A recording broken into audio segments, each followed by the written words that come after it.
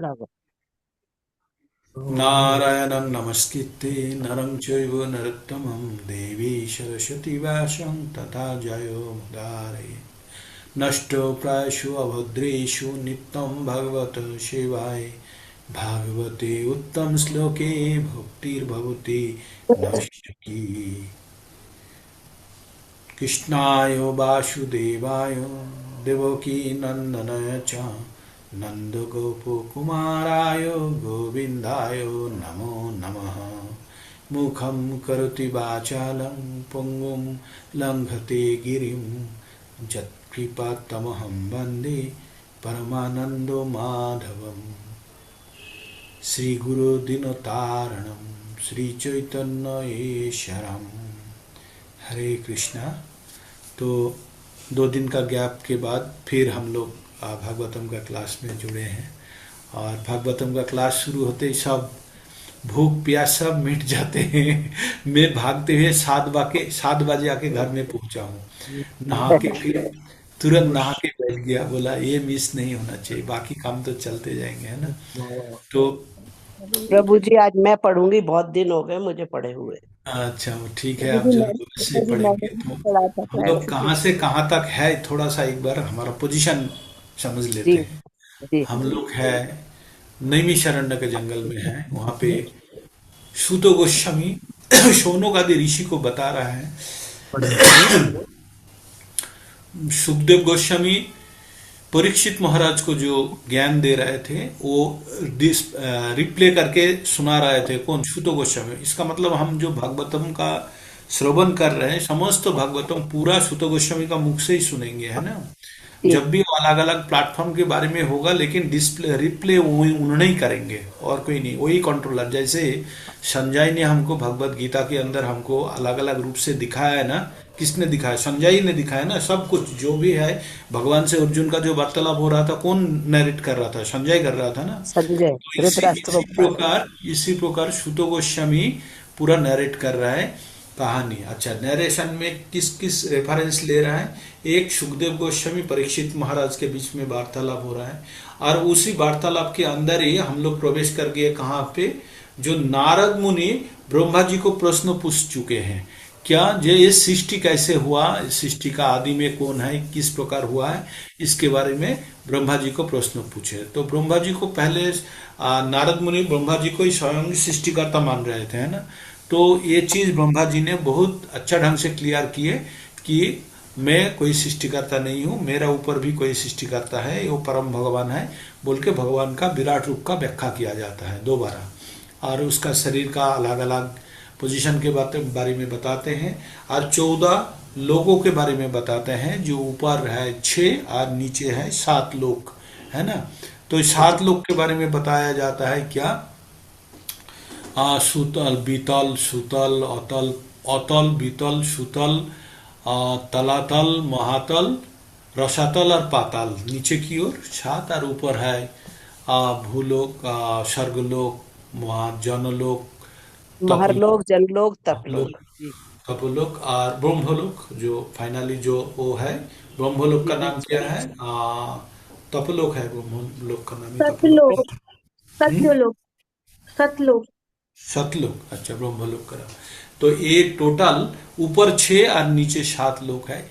ये जो भगवान का जो कमर है ना, कमर का नीचे वाला पोर्शन है, जो नाभि है वो है भूलोक, और नाभि के ऊपर जो है 6 लोग है, और नीचे की ओर जो 7 लोग है वो जंग से लेके एकदम पैर के तल तक आ जाता है, जो फाइनली रसातल पाताल में चला जाता है, जो पैर का जी। फुट एकदम वाला पैर है, नीचे वाला पाताल की ओर बताते हैं। इतना बताने के बाद फिर 6 नंबर अध्याय में आ जाते हैं हम लोग। 6 नंबर अध्याय में अभी भगवान का मतलब जो विराट रूप का मुख के बारे में बताया जाएगा पहला। मतलब अभी शुरू करते हैं, आप लोग पठन करेंगे तब पता चलेगा। तो अभी वहां से अभी सृष्टि सृष्टि के बारे में चल रहा है। थोड़ा निरस प्रकृति का होगा, आप लोग थोड़ा मन ही मन में थोड़ा ठहर के रखिएगा। ये थोड़ा निरस प्रकृति का होगा, कोई स्टोरी नहीं है, बट थोड़ा हमको सुनना है, श्रवण कीजिए, कष्ट करके भी श्रवण कीजिए, उसी से काम बन जाएगा। हाँ, जरूरी नहीं कि हमको हर चीज पता, ब्रह्मा जी को ही सब कुछ नहीं पता, हमको क्या पता चलेगा, है ना। तो कोई डर नहीं, कोई ये नहीं है, आप लोग जस्ट सुनते रहिए और जितना भी प्रवेश कर रहा है उतना ऑब्जर्व करते रहे, जितना हो रहा है उतना ही काफी है ना। कोई इसमें कोई ये नहीं है। अभी उर्वशी माता जी 6 नंबर अध्याय का पहला नंबर श्लोका से शुरू कीजिए। हरे कृष्णा प्रभु जी, धन्यवाद। दंडवत प्रणाम। जगत गुरु कृष्ण कृपा मूर्ति अभय चरणारविंद श्री ऐसी भक्ति वेदांत स्वामी श्री प्रभुपाद जी की जय। श्रीमद् भागवतम की जय। अध्याय 6, पुरुष सूक्त की पुष्टि।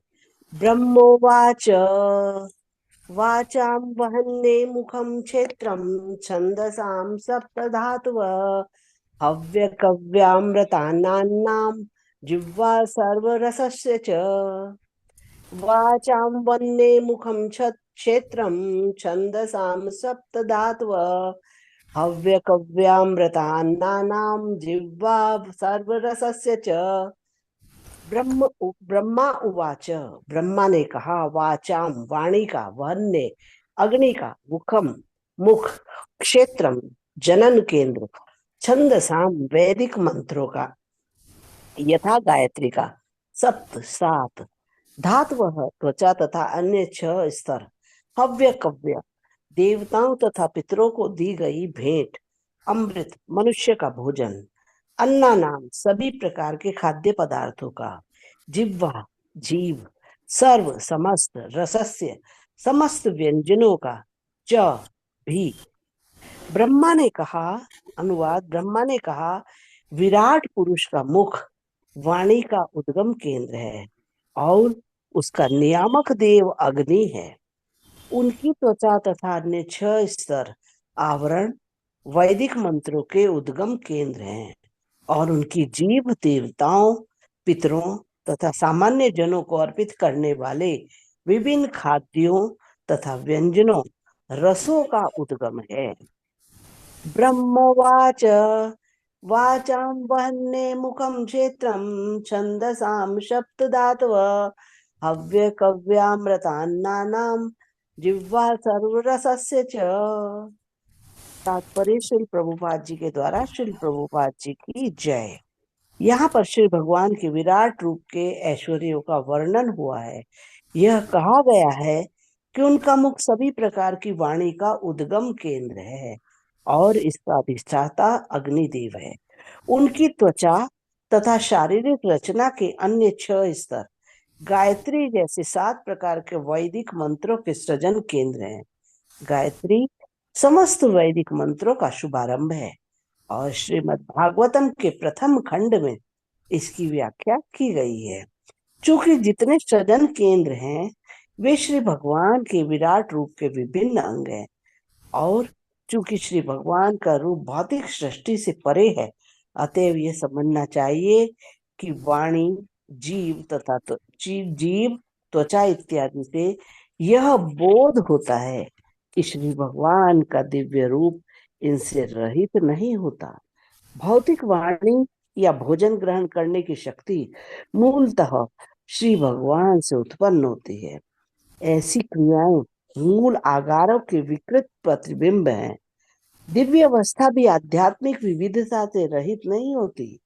आध्यात्मिक जगत में भौतिक विविधता के विकृत स्वरूप अपने दिव्य मूल स्वरूप में पूरी तरह अभिव्यक्त हुए दिखते हैं। अंतर केवल इतना ही होता है कि भौतिक कार्यकलाप प्रकृति के 3 गुणों से कलुषित हो जाते हैं, जबकि आध्यात्मिक जगत में सारी शक्तियां शुद्ध होती हैं क्योंकि वे श्री भगवान की अनन्य दिव्य भक्ति में लगी रहती हैं।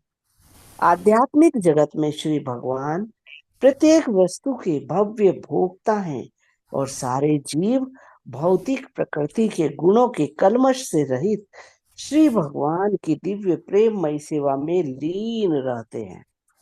आध्यात्मिक जगत के कार्यकलाप भौतिक जगत के किसी भी उन्माद से रहित होते हैं, किंतु आध्यात्मिक पद पर निर्विशेषवादी जिस निर्विशेष शून्यता की बात करते हैं वहां वह नहीं पाई जाती।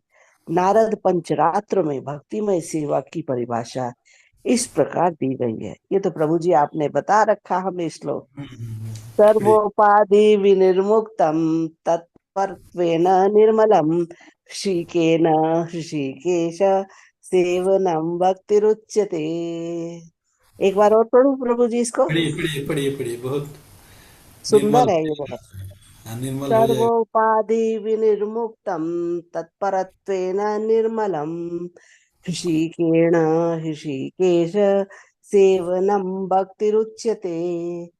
चूंकि मूलतः सारी इंद्रियां श्री भगवान के इंद्रिय आगार से उत्पन्न होती हैं, अतएव भौतिक जगत के कामोद्दीपक कार्यों को भक्तिमय सेवा की विधि से शुद्ध करना होता है।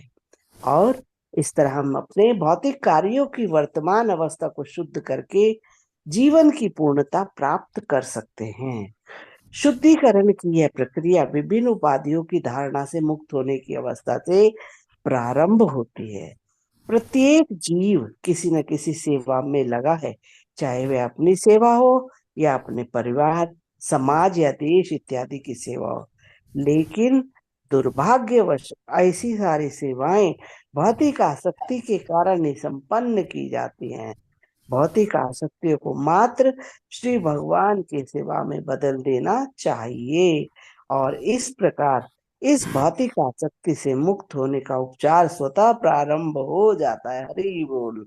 इस तरह मुक्ति की विधि अन्य सभी विधियों की अपेक्षा भक्तिमय सेवा के माध्यम से सरल है, क्योंकि श्रीमद् भगवत गीता 12.5 में कहा गया है कि यदि कोई निर्विशेष रूप में आसक्त होता है तो उसे नाना प्रकार के कष्ट उठाने पड़ते हैं।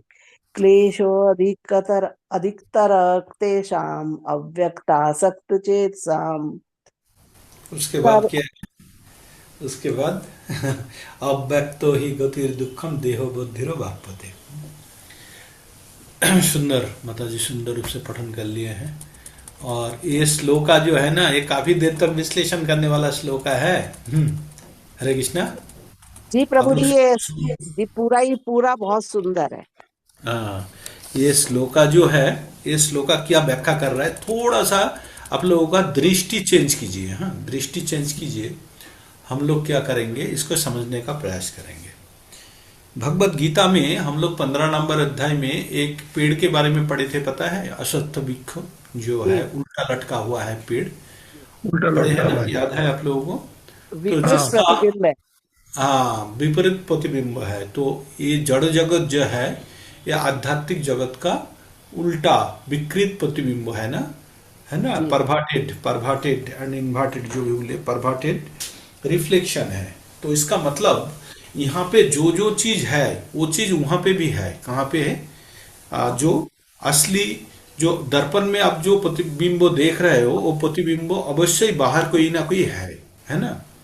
आप जी दर्पण में जो चीज देख रहे हैं, दर्पण में तो आप प्रतिबिंब देख रहे हैं, लेकिन असली चीज कोई ना कोई है। लेकिन जी दर्पण का चीज को आप छू नहीं सकते हो, देख देख सकते हो, सिर्फ छू नहीं सकते हो। तो अगर उसको आप गलत बताओगे तो वो गलत हो सकता है, लेकिन असली तो कोई ना कोई है ना। जी जैसे मरुभूमि में, जो मरुस्थल में क्या होता है, जब वो मृग मरीचिका जब देखते हैं ना, तो मृग सोचते हैं वहां पे जल है ना। तो वो जी जल का संधान में वो चला जाता है, नजदीक जाने के बाद जल नहीं मिलता, फिर और दूर पे जल देखता है। तो इस प्रकार काफी दूर तक भटकते रहते हैं ना। तो इसका मतलब वहां जाके उसका जल नहीं मिलता। जल नहीं मिलता, इसका मतलब क्या? जल होता नहीं है क्या? होता है कि नहीं? होता है, जल होता है, लेकिन वहां नहीं है। जगह नहीं है। हाँ, वहां पे नहीं है। जहां पे वो ढूंढ रहे हैं वहां पे नहीं है। जल है, समुद्र में है, तालाब में है, नदी में है, नल में है, हर जगह पे जल है, लेकिन वहां पे नहीं है। जो जल की तरह समझ रहा था वहां पे नहीं है। तो हम लोग ये जड़ जगत, जो जहां पे हम लोग बैठे हैं, यहाँ जो सुख ढूंढ रहे हैं, यहाँ पे सुख नहीं है। हम यहाँ ढूंढ रहे हैं, लेकिन हम मृग मरीचिका की तरफ भागते हुए जा रहे हैं। थोड़ा सा हमको लग रहा है, जो देख के, पानी देखते ही जो संतुष्टि हो जाता है ना बहुत टाइम पे, जो वो बर्फ वाला ठंडी पानी जो एडवर्टाइजमेंट होता है उसमें देखते होंगे, जो कोई भी कोल्ड ड्रिंक्स का बोतल खोला और ऊपर से बर्फ की तरह गिरने लगा। थोड़ा फीलिंग्स नहीं देता ठंडा लगने का? यद्यपि आपने पिए नहीं, कुछ नहीं, देखते ही आपको फीलिंग्स आता है कि ठंडा ठंडा भाव है। तो इस प्रकार जो मेघ मरीचिका में जो हिरन होता है या जो मृग होता है, वो देखने के बाद उसको वहीं पे ही थोड़ा सा संतुष्टि मिलता है, जो अच्छा पानी तो था है, या वो आशा में थोड़ा सा उसको आनंद मिलता है। तो ये जड़ जगत में हम लोग जो आनंद लेते हैं वो उस प्रकार है, क्योंकि हम लोगों का जो जड़ जगत में हमारा जो इंद्रिय समूह है, ये इंद्रिय समूह वही सेम इंद्रिय आपको उसमें भी मिलेगा। कहाँ पे? आध्यात्मिक जगत में भी मिलेगा। क्योंकि एक श्लोका हमने पढ़े हैं, 2 नंबर अध्याय का 22 नंबर श्लोका याद होंगे आपको। बसांसि जिन्नानि जटा विहायो नवानि गृह्णोति नरो परानि तथा शरीरानि विहाय जिन्नानि अन्नानि शन्नाति नवानि देहि। वहां पे हम वस्त्र त्याग करने का बात नहीं कर रहे हैं, हम क्या बोल रहे हैं, जो जो वस्त्र त्याग कर देते, त्याग करने के बाद क्या करते हैं हम लोग, क्या नवीन और वस्त्र वस्त्र, धारण नए वस्त्र पहनते हैं ना। बसंत से जिन्ना ने जथा विहायो, त्याग कर दिया आपने। उसके जी बाद नवानी गृह्णति नरोपरानी, जी नवानी नया एक ग्रहण करते हैं, है ना। जी तो इसका मतलब हम जब शरीर को त्यागते हैं उसके बाद हम बिना शरीर का नहीं रहते हैं, हम अवश्य ही दूसरा शरीर धारण करते हैं। किस जी प्रकार शरीर धारण करते हैं? जो शरीर ये प्रकृति का 3 गुणों का कुगलिश से मुक्त है। समझ गए? जी जैसे हम लोगों का 2 प्रकार का कपड़ा हो सकता है। एक मान लीजिए वो जो पैराशूट वाला कपड़ा होता है ना, पैराशूट वाला, जी जिसके अंदर से वायु प्रवेश नहीं कर पाता है या वायु ऊपर ऊपर नहीं जा सकता है। और दूसरा प्रकार का नॉर्मल कॉटन वाला होता है। तो कॉटन वाला कपड़ा जो आप पहन के रखेंगे तो उसके अंदर जल हवा सब प्रवेश कर सकते हैं ना। लेकिन पैराशूट वाला जब कपड़ा होगा उसी से अगर कोई अपनी जैकेट बना के रखे तो थोड़ा सा भी हवा वायु कुछ भी प्रवेश नहीं कर पाएगा। कर पाएगा? नहीं कर पाएगा। जी इसका मतलब हम जो जड़ जगत में है, हमारा शरीर के ऊपर जो इंद्रियों है, उस इंद्रियों के ऊपर पैराशूट वाला जो जड़ प्रकृति का 3 गुणों का लेयर बना हुआ है। क्या बना हुआ है? तीनों लेयर गुणों का लेयर, हमारा जड़ प्रकृति का लेयर बना हुआ है पैराचूट का कपड़ा की तरह। जैसे पैराचूट का कपड़ा को भेद करके बिचराने हवा जल नहीं प्रवेश कर तो सकते दवाई हैं। देती है। हरे कृष्णा। तो उसी प्रकार पैराचूट का कपड़ा को जैसे भेद करके उसके अंदर हवा एवं जल नहीं प्रवेश कर सकते, इस प्रकार हम लोगों का जो जड़ प्रकृति का 3 गुण है, हमारा ऊपर एक, हमारा इंद्रियों के ऊपर एक लेयर बना के रखा हुआ है, आवरण बना के जिसके रखा द्वारा जिसके द्वारा हम जो भी कुछ भोगते हैं। मान लीजिए अगर जीभ के ऊपर सेलो टेप लगा हुआ है और उसके द्वारा आपको कुछ भोजन करने के लिए बोले, आप आनंद ले पाएंगे? नहीं ले नहीं। पाएंगे। अगर आपके हाथ के ऊपर दस्ताना है, ग्लव्स है, और उसके द्वारा किसी से हैंडशेक करे तो आपको स्पर्श का अनुभूति होगा? नहीं होगा। तो हमारा ये जड़ जगत में ना प्रकृति का 3 गुणों का लेयर चढ़ा हुआ है, जिसके कारण हम प्रकृति रूप से हम इंद्रियों भोग नहीं सकते हैं, इंद्रियों का असली भोग। तो इंद्रियों कब असली भोग करते हैं? सर्वोपाधि विनिर्मुक्तम तत्परा तेना निर्मलं ऋषिकेन ऋषिकेश सेवनं भक्ति उच्यते। जब हम समस्त प्रकार का उपाधि को त्याग देते हैं तब ये जड़ प्रकृति का 3 कलुष से मुक्त होते हैं। तब हमारा जो आत्मा है ना, जो हमारा निर्मल होता है, कौन? तत्परा तेना निर्मलंग, तब हमारा मन शुद्धिकरण हो जाता है, समस्त प्रकार का निर्मल।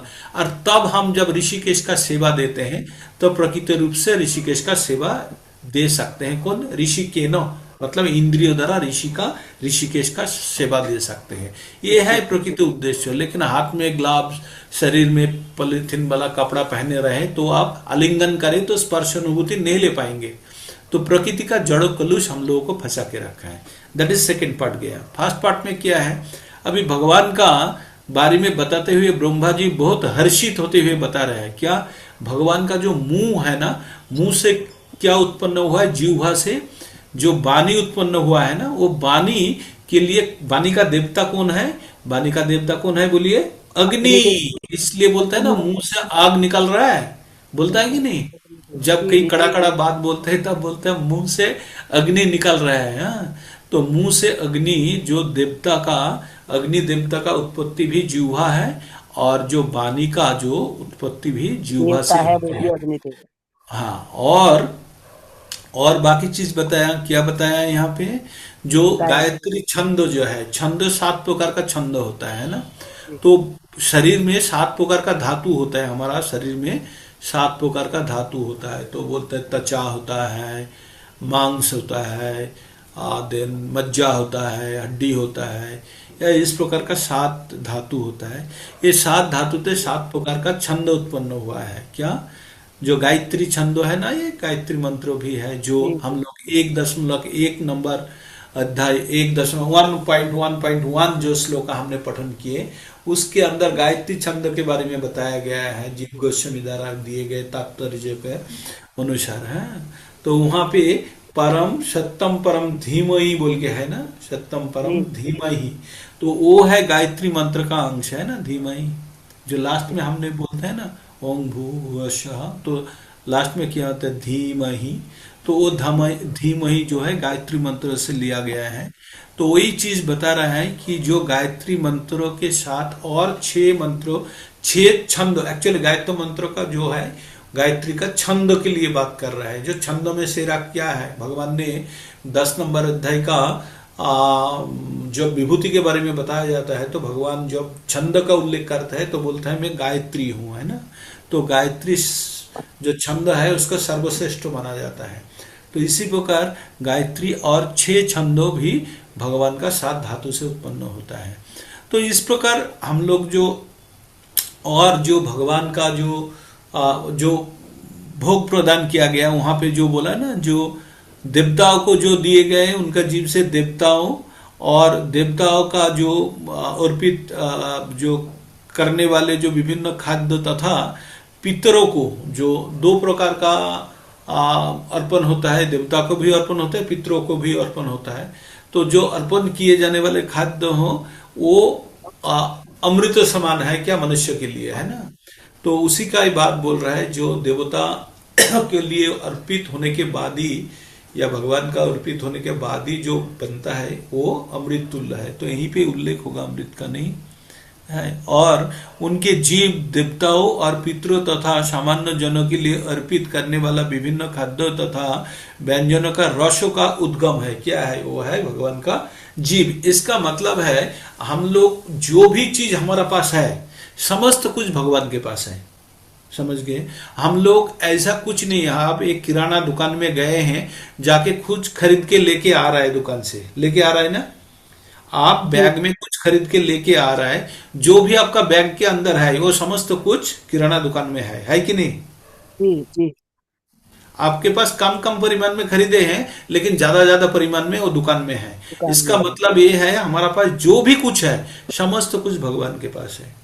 जी तो हम जो विराट रूप है भगवान का, ये विराट मूर्ख निछक कोई कल्पना नहीं है, ये असली है, जो हम हमारा समझ में नहीं आता। इसलिए निर्विशेषवादी क्या बोलता है, भगवान से मिल जाएंगे, कोई बोलता है मरने के बाद कुछ होता नहीं, क्योंकि उनका सोचने का सीमा वहीं तक है।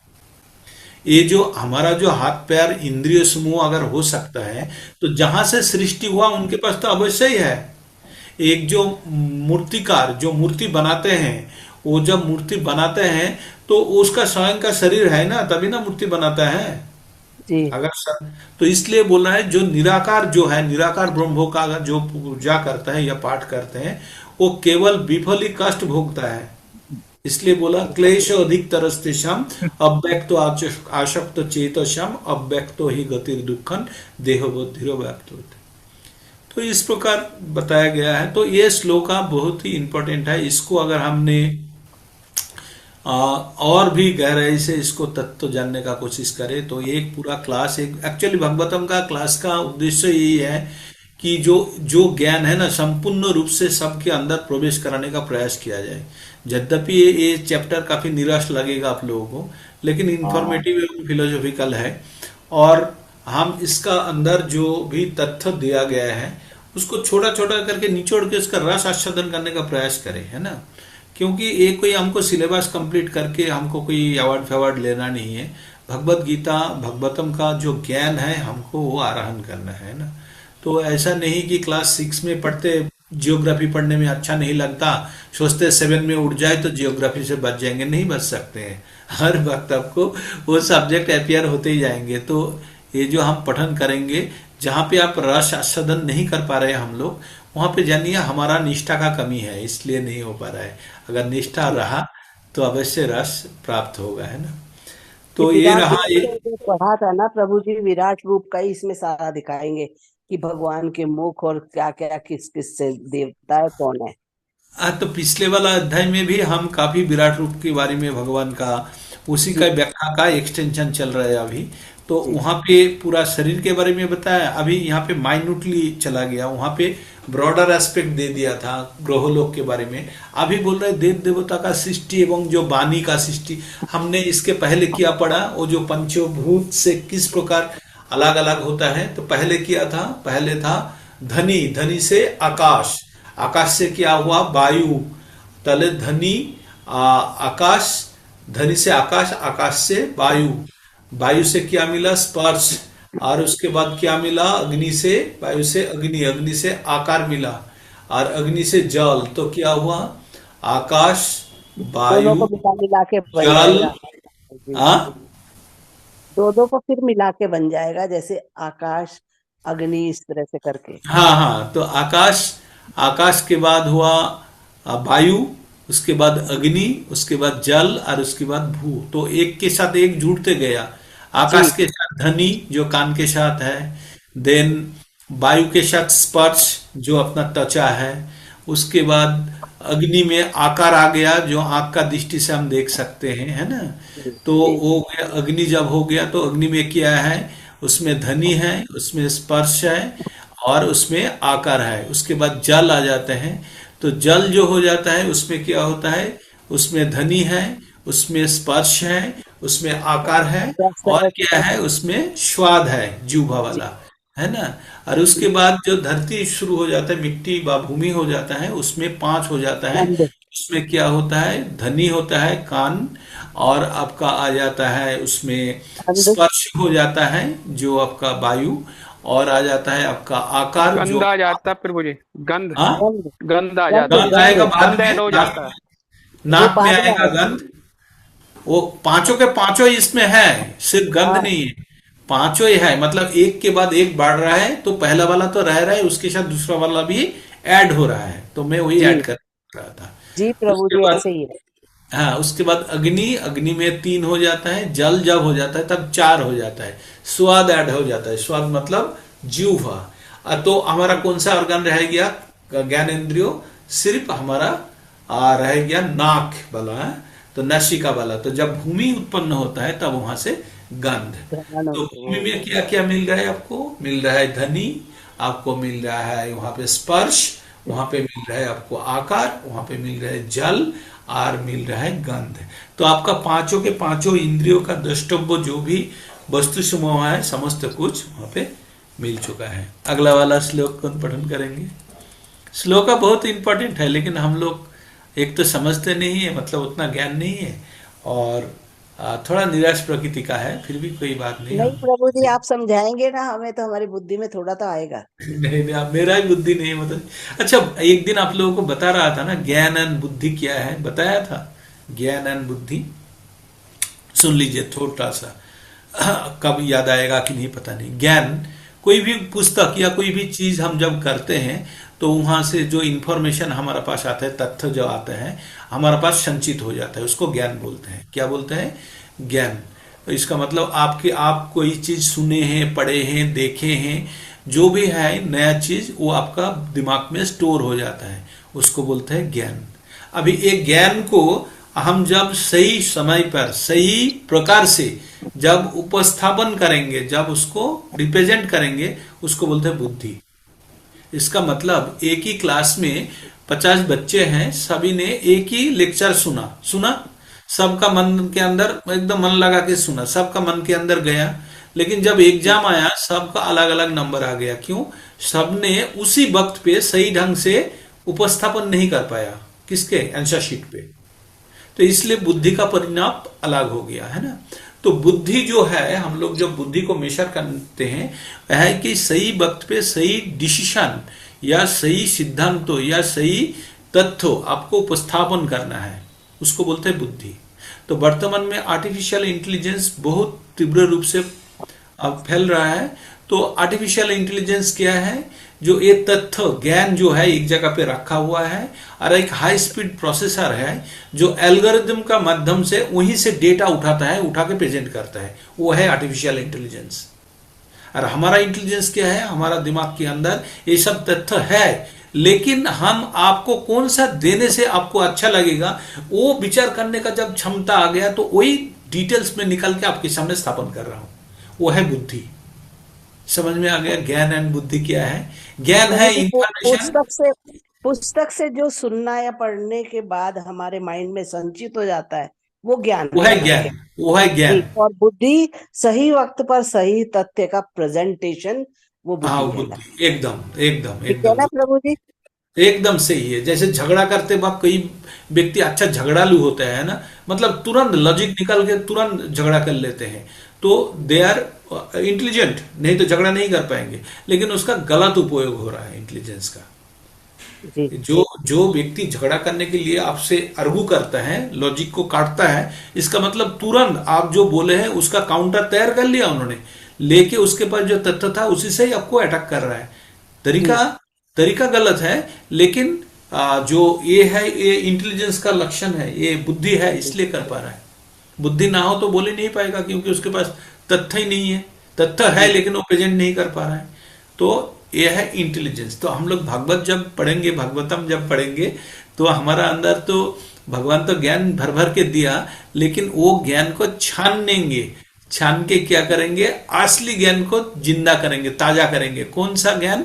जो ज्ञान हमारा अंदर सब जड़ो ज्ञान है, आध्यात्मिक ज्ञान सब भरा हुआ है, लेकिन हम जो ये जो चीज है भागवतम के द्वारा छान के उसको निकालेंगे। कौन सा? जो हमको जरूरत है ना, बुद्धि। तो आपका बुद्धि उत्पन्न होगा। भगवान क्या बोले आपको याद है ना?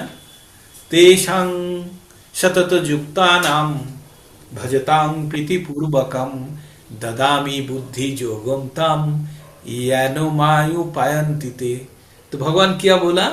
जे इस प्रकार जो मेरा जोग में, मेरा भजन में युक्त होकर रह रहा है, 10 का 10 है, 10.10, उसमें बोला इस प्रकार जो मेरा भजन में, मेरा तपस्या में, मेरा उपासना में जो निरंतर लगे हुए हैं, उसको क्या देता हूं मैं? बुद्धि देता हूं। तो आप सोच रहे हैं क्या 1-2 GB डेटा आपको दे देता है? नहीं, आपके अंदर तो, हमारा तो अंदर है ही बुद्धि, ज्ञान है, लेकिन ज्ञान को हम जब बुद्धि का रूप देंगे, जब ये भागवतम पढ़ेंगे, नष्ट प्रायशु अभद्रेशु, अभद्रेशु जब नष्ट हो जाएगा तो जो बचा हुआ रहेगा पानी निकल जाएगा तो दूध पाउडर बन जाएगा ना।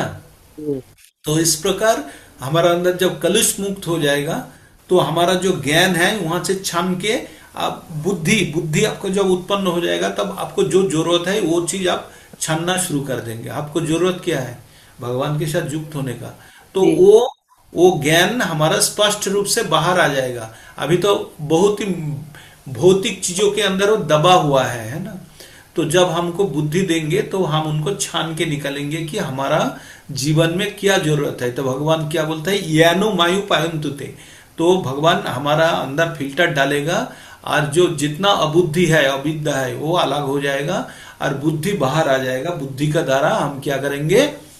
यानो मायु पायंतुते, जैसे भगवान के पास हम जा सकते हैं। तो हमारा जो जड़ जगत में जो भी क्रियाकलाप कर रहे हैं, हम लोग भगवत पढ़ रहे हैं, भागवतम पढ़ रहे हैं, इसका उद्देश्य क्या है? हमारा बुद्धि का उदय कराना, जिसके द्वारा हमको ये पता चले कि हमारे लिए सही क्या है, गलत क्या है। हमें ये भी पता नहीं है।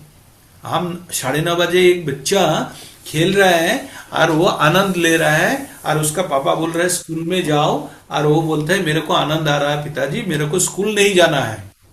क्यों? वो प्रेयो में फंसा हुआ है ना। उसका पिताजी 2 डंडा लगाता है, भक्त हुए घर में आता है, नहा धो के फिर स्कूल जाता है। कुछ दिन के बाद भूल जाता है कि खेलना है चाहिए कि नहीं। बाद में जब बड़ा व्यक्ति बन जाता है तब पता चलता है कि ये श्रेयो है, प्रेयो को उन्होंने त्याग दिया। तो हमारा जीवन में ये जो जड़ जगत में हमारा जो भौतिक ज्ञान है, जो जड़ो प्रकृति का कलुष है, जो प्रकृति क्रियामानानी गुणे कर्माणी सर्वस्व अहंकारो विमूढ़ात्मा करता हम इति मन्नते। जो ये जो जड़ प्रकृति गुण द्वारा एक अहंकार का लेयर चढ़ा हुआ है हमारा ऊपर, जी। तो तभी बोल रहे हैं जो कौन सा लेयर चढ़ा हुआ है, उपाधि का लेयर चढ़ा हुआ है। वो जो अहंकार का उपाधि, उपाधि क्या है, अहंकार है।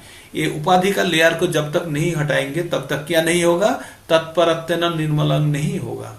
और जब जी तत्परत्न निर्मलं होगा तब हम क्या कर पाएंगे, ऋषि के न ऋषिकेश सेवनम भक्ति उच्चते, तब ये होगा भगवान का भक्ति, है ना। तो इस प्रकार अगर और छेड़ेंगे तो और लंबा हो जाएगा लेक्चर, है ना। प्रभु जी, जैसे हंस जो है शीर हाँ, नीर को अलग कर देता है ना, उसी हाँ, तरह हम अपनी बुद्धि में भी वो करके कर सकते जो हाँ, अपना। बुद्धि में आपको फिल्टर लग जाएगा जो जी दूध और जल को अलग कर जी लेंगे। प्रभु जी। और उसके द्वारा आप कहाँ जाएंगे, यानो मायु पायंतित, जैसे भगवान और का। तेषाम अनुकंपार्थम अहम ज्ञानजम तम नास्यात्म्य आत्म संभावस्तो ज्ञान दीपेन भास्वता। हाँ, वो है 10.11 लास्ट वाला है। तो जी भगवान ने पहले बोला बुद्धि देंगे, उसके बाद हाँ भगवान क्या बोला, मैं अनुग्रह करता हूं करके आपका जी अंदर जो अज्ञानता का अंधकार है उसके अंदर मैंने ज्ञान का दीप जला देता हूं, जी, जला करुणा देता है, करके जला के आपका, आपके हृदय के अंदर। प्रकाशित कर देता है, हाँ, प्रकाशित कर देता है। अनुकंपर्थम अहम अज्ञानजम तम नाशनाम आत्म नाशनम न अभावस्तो तेषां अनुकंपर्थम अहम अज्ञानजम तम नाश्यम आत्मो भावोस्त ज्ञान दीपेन भाष्यता। भास्वता। हाँ, तो ज्ञान दीप जला के वो हमारा हृदय को अज्ञान शुद्ध के अंधकार करेंगे, को दूर कर दूर देता करेंगे। है। तो अरे इसी प्रकार आप लोग स्वयं भी कर सकते हैं। आपका जो अंधकार है ना, हम लोगों का जो अंधकार आच्छन्न है, कारण क्या है पता है, माया। और माया, माया का वेपन क्या है, माया का अस्त्र है प्रकृति का 3 गुण। अगर किसी ने भी वासना। गुणातीत अवस्था में जा सकते हैं तो माया का चंगुल से बाहर आ गया। ये हम लोग पढ़ते हैं, दैवी है सा गुणोमयी मया माया, दैवी है सा गुणोमयी मयो ममो माया दुरत्तया मामे में जो पपद्यन्ते माया मतंग तरंती थे। तो भगवान है, भगवान का पाला हुआ गुंडा आपको सता रहा है हर वक्त, है ना, सता रहा है, तो आप किसको रिपोर्ट करेंगे? वो गुंडा को हफ्ता देंगे ना, भगवान को रिपोर्ट करेंगे? तो भगवान बोलता है तू मेरा पास आजा, आके रिपोर्ट कर दे, मैं तेरे को बचा लूंगा। बस भगवान भगवान को। बोलता है दैवी हर्षा गुणोमयी, जो दैवी प्रकृति का जो गुण है ये तैरना बहुत मुश्किल है, ये प्रकृति का 3 गुण को लांघना बहुत मुश्किल है। लेकिन माँ में वो जो प्रपद्यन्ते, भगवान को जो पपत्ते हैं, भगवान का जो पूजा करते हैं, भगवान का जो भजना करते हैं, अर्पण करते हैं, भगवान को जो चाहते हैं, भगवान के प्रति जो शरणागति है, तो माँ में वो जो पपत्तनते मायावतम तिरंत से आराम से वो समंदर को किसकी तरह लंघ जाएगा, जैसे बछड़ा का खूर में जितना जल है जल है, पकड़ता है, खूर से मिट्टी में दाग होने पर जितना जल धरता है, वो जल को लगता है। लांघना जितना आसान होता है, ये भवसागर को लांघना उतना आसान हो जाएगा, है ना। तो हरि भगवान बोल। तो ज्ञान हमको दे रहे हैं, लेकिन हम इतना जड़ प्रकृति द्वारा आच्छन्न है कि हम इसके बाहर आने नहीं चाहते, ना समझने चाहते हैं। प्रभु नेक्स्ट जी, वाला ये जो श्लोक आप आपने बताया था ना, 12वें अध्याय के 8, 9, 10, 11, 12, ये बिल्कुल हाँ, उससे मिलते हैं कि चित्त और बुद्धि को मुझ में लगाओ। चित्त बुद्धि नहीं लगा सकते तो भक्ति योग के विधि विधानों का नियम का पालन करो। यदि हाँ, विधि विधानों का नियम नहीं पालन कर सकते तो मेरे लिए कर्म करो। यदि कर्म भी करने में असमर्थ तो समस्त कार्यों के फलों को त्याग दो। और हम्म, यदि ये सब नहीं कर सकते तो क्या करो? ज्ञान जो, अभ्यास नहीं करे तो ज्ञान के अनुशीलन में लगो, ज्ञान क्योंकि का आशीर्वाद। ज्ञान से श्रेष्ठ ध्यान, और ध्यान से भी श्रेष्ठ है, ध्यान से भी श्रेष्ठ है कर्म फल का परित्याग करना। और इसमें जीव को क्योंकि मन शांति प्राप्त होती है, तब वो इजीली भगवान को प्राप्त कर सकता है। इसमें इसी 5 श्लोका को एक श्लोक बना के बताया है 11 नंबर का, जी 55 में। मत कर्मो कित मत परमो मद भक्तो संगो वर्जितो निरावैर सर्वभूतेषु सजो मामेति पांडव।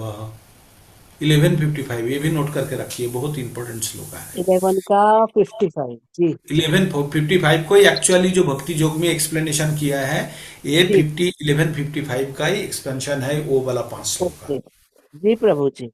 तो यहाँ पे बोलता है मत कर्मो कित, मेरे लिए काम करो, मत परमो, मेरे को जीवन का लक्ष्य बनाओ, मत भक्तो, मेरा भक्त बनो, और संग वर्जितो, कुसंग को वर्जन करो।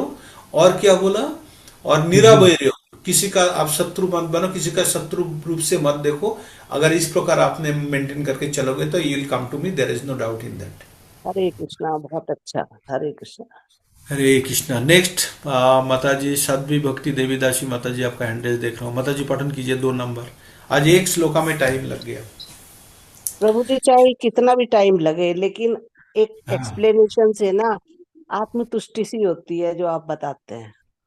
हाँ, तो उसमें हमें एक्चुअली जो ज्ञान हम प्राप्त करने चाहते, बात ये है कि हर वक्त हमको जानना है, 2 चीज करना है। जो नया चीज जो मिल रहा है उसको ग्रहण करना है, और पुराना चीज जो है उसको भूलना नहीं है। याद बोल। है ना, ये फॉर्मूला जी। रखिए आप लोग।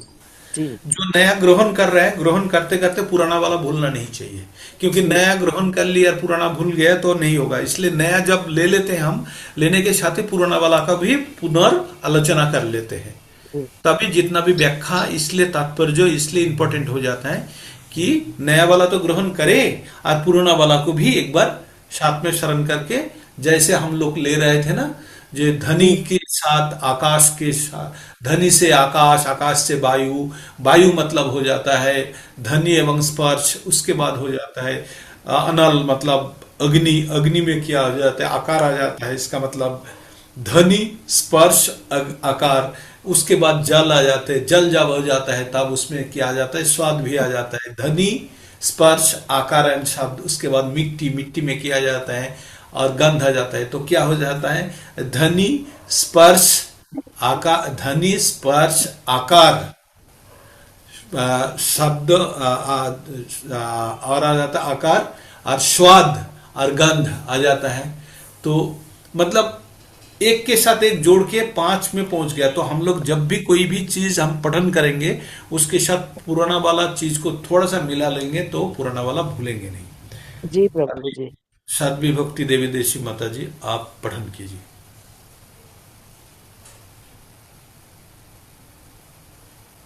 माता जी अनम्यूट कर लीजिए।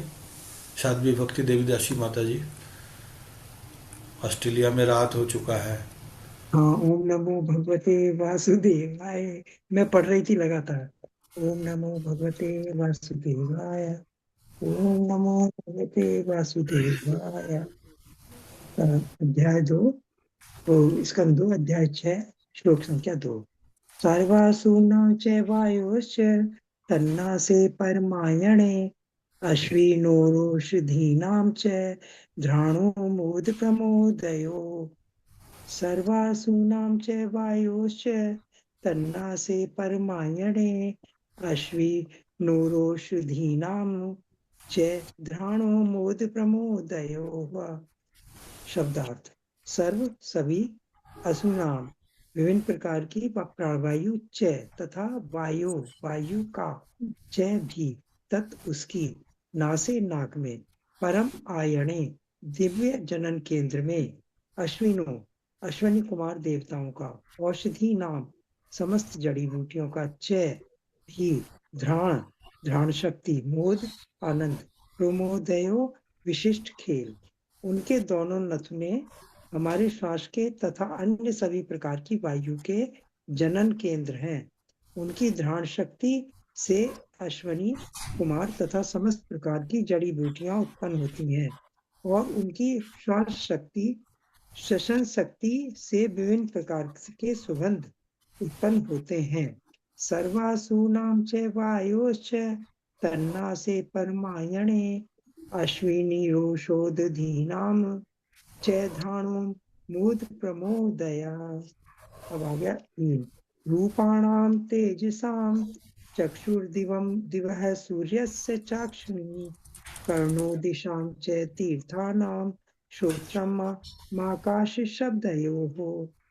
रूपाणां तेजसां सां चक्षुर्दिवः सूर्यस्य चाक्षुषी कर्णो दिशां च तीर्थानां श्रोत्रमाकाश शब्दयोः।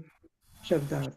रूपाणाम सभी प्रकार के रूपों के लिए, तेजसाम ताम सभी प्रकाशमानों का, चक्षु हो आंखें, दिव्य चमकने वाला, सूर्य से सूर्य के, च भी अक्षिणी नेत्र गोलक, कर्णों दो कान, दिशाम समस्त दिशाओं का, च तथा तीर्थानाम समस्त वेदों का, श्रोत्रम श्रवणेन्द्रिय, आकाश आकाश, शब्दयो समस्त ध्वनियों का। उन तात्पर्य है, उनके नेत्र सभी प्रकार के रूपों के उत्पत्ति केंद्र हैं। वे चमकते हैं तथा प्रकाशित करते हैं। उनकी पुतलियां यानी नेत्रगोलक सूर्य तथा देवी नक्षत्रों की भांति हैं। उनके कान सभी दिशाओं में सुनते हैं और समस्त वेदों को ग्रहण करने वाले हैं। उनकी श्रवणेन्द्रियां आकाश तथा समस्त प्रकार की ध्वनियों की उद्गम है। रूपाणां तेजसां सां चक्षुर्दिवं सूर्यस्य चाक्षुणी कर्णो दिशां च तीर्थानां श्रोत्रमाकाश शब्दयोः। तात्पर्य शील प्रभुपाद की जय। शील प्रभुपाद के द्वारा कभी कभी तीर्था नाम शब्द की व्याख्या तीर्थ स्थलों के रूप में की जाती है, किंतु शील जीव गोस्वामी का कहना है कि यह वैदिक दिव्य ज्ञान के ग्रहण करने के लिए प्रयुक्त है। वैदिक ज्ञान के समर्थकों को भी तीर्थ कहा जाता है। फोर्थ पढ़ देते हैं प्रभु। उसके बाद पढ़ेंगे, एक मिनट फोर्थ पढ़ूं या छोड़ दूं? पढ़ दीजिए। अच्छा। तत्गात्रां वस्तु सारणां सौभाग्यस्य च भाजनम् त्वगस्य स्पर्श वायोश्च सर्वमेधस्य च वही। गात्रं वस्तु सारणां सौभाग्यस्य च भाजनम् त्वगस्य स्पर्श वायोश्च सर्वमेधस्य च वही। शब्दार्थ। तत् उनका, गात्रम शरीर की सतह, वस्तु सारणाम सभी वस्तुओं के सार का, सौभाग्यस्य समस्त शुभ अवसरों का, च तथा, भाजनम उत्पादन क्षेत्र, त्वक त्वचा, अस्य उनकी, स्पर्श वायु गतिशील वायु का, च भी सर्व सभी प्रकार के, मेधस्य यज्ञों का, च भी एवं निश्चय ही सही। तात्पर्य, उनके शरीर की ऊपरी सतह सभी वस्तुओं के सार एवं समस्त शुभ अवसरों की जन्मस्थली है। उनकी त्वचा गतिशील वायु की तरह सभी प्रकार के स्पर्श का उद्गम है तथा समस्त प्रकार के यज्ञों को संपन्न करने का स्थान है। तत्गात्रम वस्तु सारणाम सौभाग्यस्य च भाजिनम त्यागस्य स्पर्श वायोश्च सर्वमेधस्य च वही। तात्पर्य शील प्रभुपाद के द्वारा। शील प्रभुपाद की जय। वायु सारे लोगों का गतिशील तत्व है, अतएव इच्छित लोगों को जानने के जनन केंद्र है। ये यज्ञ उनके शरीर की ऊपरी सतह है और समस्त शुभ अवसरों के उद्गम है। 5 ये भी छोटा सा है प्रभु, इसे भी पढ़ दें। इससे इतना ही छोटा है। या ठीक है, कोई आप और छोड़ पढ़ दीजिए, दें। अभी दूसरा देखते हैं। हाँ और किसी, ठीक है प्रभु जी, हाँ कोई और भी पढ़ दें। बहुत सुंदर, आपने बहुत अच्छा पठन किया माता जी। और नेक्स्ट कौन है? कृष्ण प्रिया देवी दासी माता जी पठन किया। हाँ कृष्ण आगे कल्पना में। ओम नमो भगवते वासुदेवाय। ओम नमो भगवते वासुदेवाय। ओम नमो भगवते वासुदेवाय।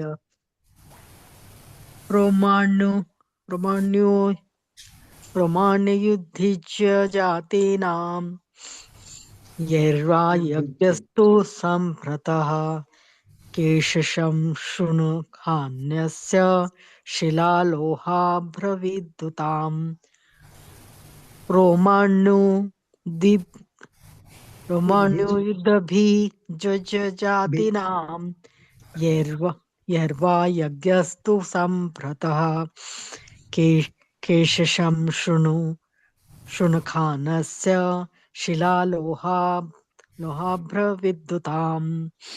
शब्दार्थ, अनुवाद एवं तात्पर्य श्रील प्रभुपाद जी के द्वारा। श्रील प्रभुपाद जी की जय। रोमाणी देह के रोम, उद्भिज वनस्पति, जाति नाम जातियों का, शे जिसके द्वारा, वा या यज्ञ तू लेकिन, संभ्रतः विशेष रूप से सेवित, केश सिर के बाल, श्मश्रु मूछे, नखानी नाखून, अस्य उनका, शिला पत्थर, लोह अयस्को, अभ्र बादल, विद्युता बिजली। उनके शरीर के रोम समस्त प्रकार की वनस्पति के कारण है, विशेष रूप से उन वृक्षों के जो यज्ञ की सामग्री अवयव के रूप में काम आते हैं। उनके सिर तथा मुख के बाल बादलों के आकार है और उनके नाखून बिजली, पत्थरों तथा लौह अयस्कों के उद्गम स्थल है। रोमाण्यु रोमाण्यु युद्भिज्य जातीनां यर्वा यज्ञस्तु संभृतः केशशं शृणुखान्यस्य शिलालोहाभ्र विद्युताम। तात्पर्य, श्री भगवान के चमकदार नाखून बिजली उत्पन्न करते हैं और सारे बादल उनके सिर के बालों पर टिके रहते हैं। अतएव श्री भगवान के शरीर से जीवन की सभी प्रकार की आवश्यक वस्तुएं एकत्र की जा सकती है।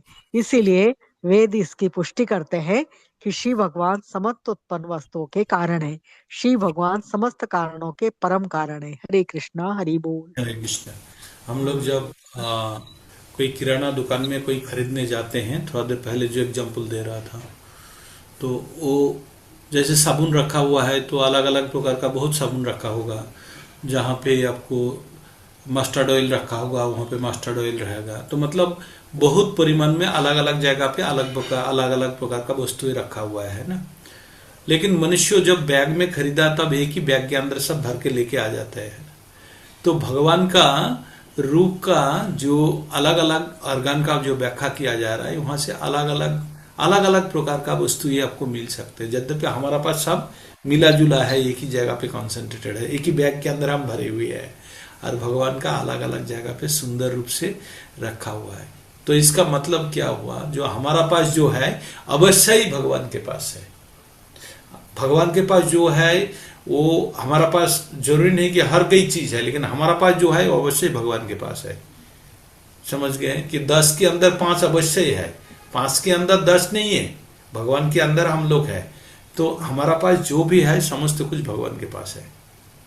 तो इसलिए बोलते हैं कि हम लोग जो इंद्रिय समूह भोगने के लिए यहाँ पे जो परेशान होता है, मनुष्य सोचता है कि भक्ति करने पर उसको भोग करने का और मौका नहीं मिलेगा, या भोग को त्यागना क्यों पड़ता है, क्योंकि इनको रस पता ही नहीं है।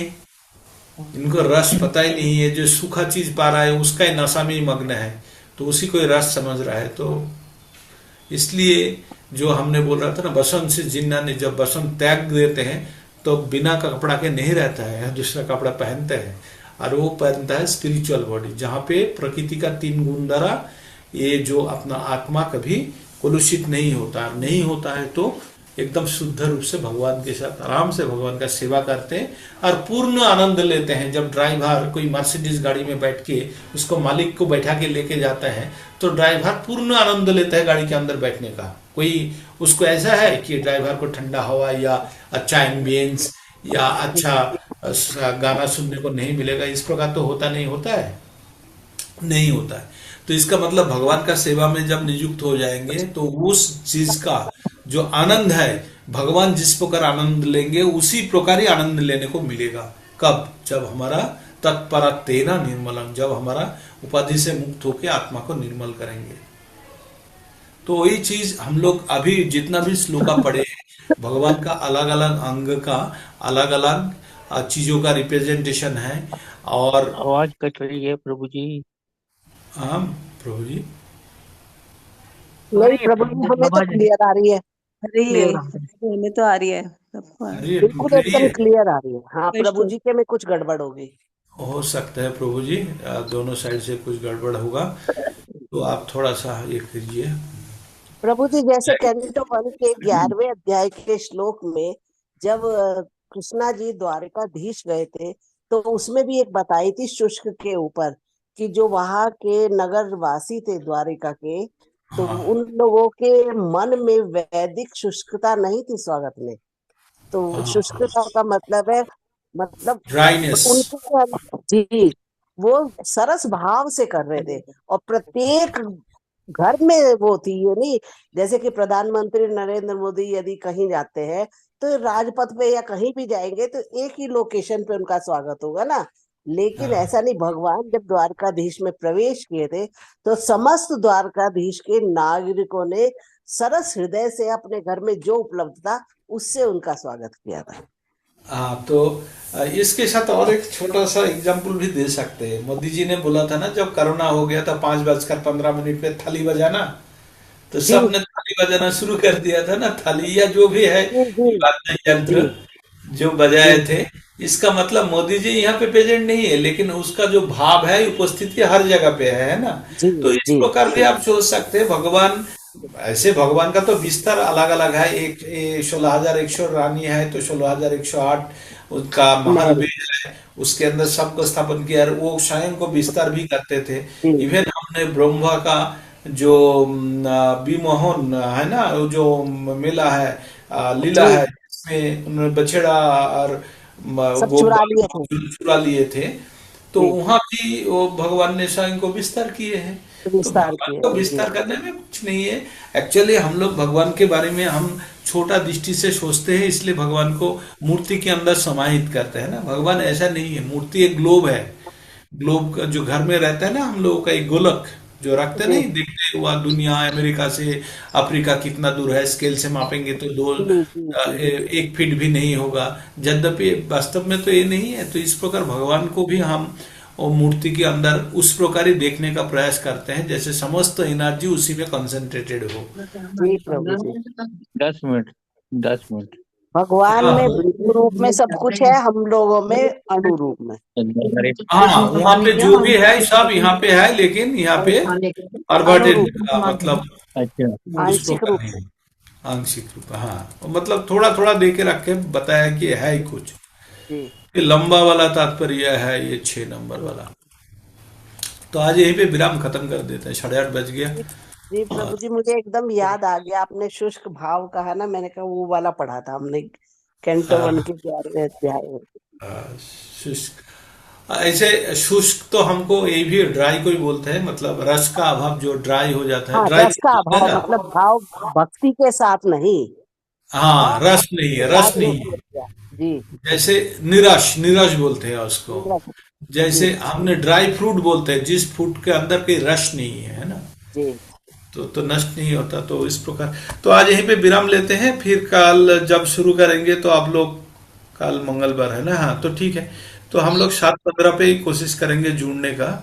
हाँ हाँ प्रभु जी, आज 8:30 पे खत्म कर दीजिए तो आसानी रहेगी। हाँ 8:30 पे ठीक रहता है। हाँ, तो 8:30 पे इसलिए हमने खत्म कर रहा है, और बाकी प्रभु जी काम भी धन्यवाद। मुश्किल है।